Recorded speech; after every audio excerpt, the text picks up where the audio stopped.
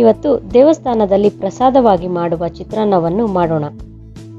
ಈ ರೆಸಿಪಿಯು ದೇವಸ್ಥಾನಗಳಲ್ಲಿ ಬಹಳ ಪ್ರಸಿದ್ಧಿ ಪಡೆದಿದೆ. ಆದ ಕಾರಣ ನಾನು ಇಲ್ಲಿ ಬೆಳ್ಳುಳ್ಳಿ ಹಾಗೂ ಈರುಳ್ಳಿಯನ್ನು ಬಳಸಿಲ್ಲ. ಇವತ್ತು ನಾವು ಈ ರೆಸಿಪಿಯ ರಹಸ್ಯವನ್ನು ತಿಳಿಯೋಣ. ನಮಸ್ಕಾರ ವೀಕ್ಷಕರೇ, ಡೈಲಿ ರೆಸಿಪಿ ಕನ್ನಡ ಚಾನಲ್ಗೆ ಸ್ವಾಗತ. ಈಗ ಇದನ್ನು ಮಾಡುವ ವಿಧಾನವನ್ನು ತಿಳಿಯೋಣ. ಕಾದಿರುವ ಪ್ಯಾನ್ಗೆ 4 ಟೀ ಸ್ಪೂನ್ ಎಣ್ಣೆಯನ್ನು ಹಾಕೊಳ್ಳಿ.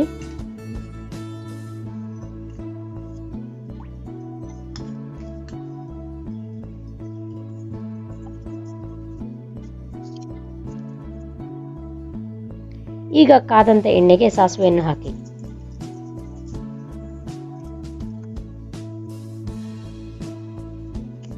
ಸಾಸಿವೆ ಸಿಡಿದ ನಂತರ ಕಡಲೆಬೇಳೆಯನ್ನು ಹಾಕಿ.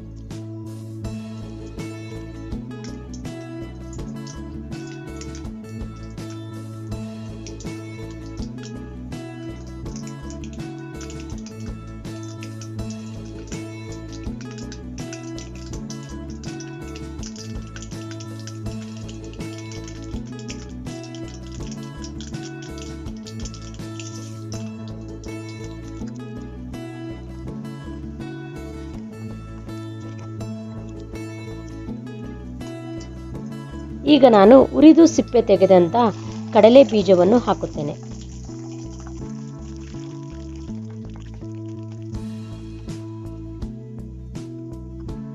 ಕಡಲೆ ಬೀಜ ಹಾಗೂ ಕಡಲೆಬೇಳೆ ರೋಸ್ಟ್ ಆದ ನಂತರ ಚಿಟಿಕೆ ಹಿಂಗನ್ನು ಹಾಕಿ.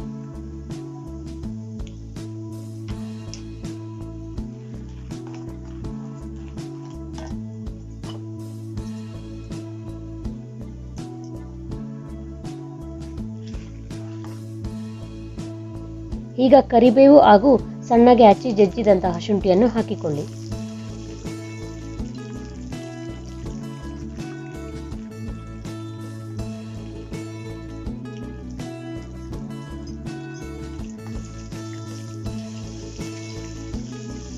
ಒಮ್ಮೆ ಶುಂಠಿ ಹಸಿ ವಾಸನೆ ಹೋದ ನಂತರ ಹಚ್ಚಿಟ್ಟುಕೊಂಡ ಹಸಿಮೆಣಸಿನಕಾಯನ್ನು ಹಾಕಿಕೊಳ್ಳಿ.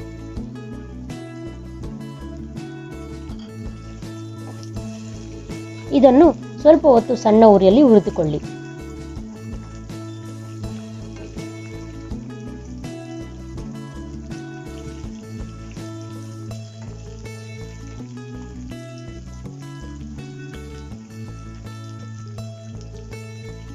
ಇದಕ್ಕೆ ಸ್ವಲ್ಪ ಅರಿಶಿಣ ಪುಡಿ ಮತ್ತು ರುಚಿಗೆ ತಕ್ಕಷ್ಟು ಉಪ್ಪನ್ನು ಹಾಕಿಕೊಳ್ಳಿ.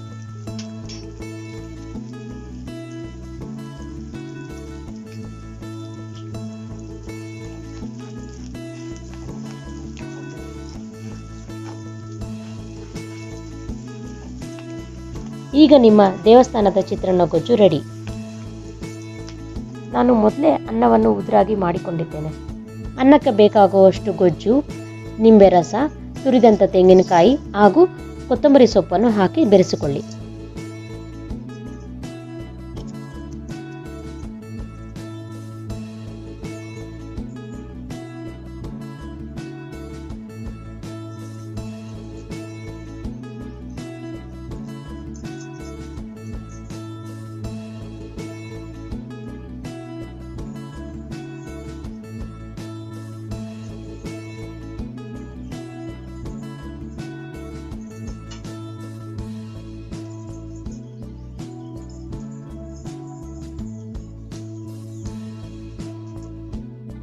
ಈಗ ದೇವಸ್ಥಾನ ಶೈಲಿಯ ಚಿತ್ರಾನ್ನ ರೆಡಿ.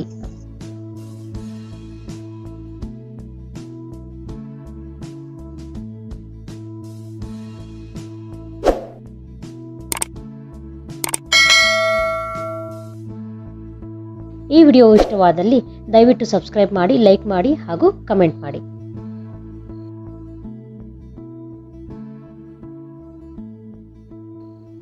ಧನ್ಯವಾದಗಳು. ಶುಭ ದಿನ.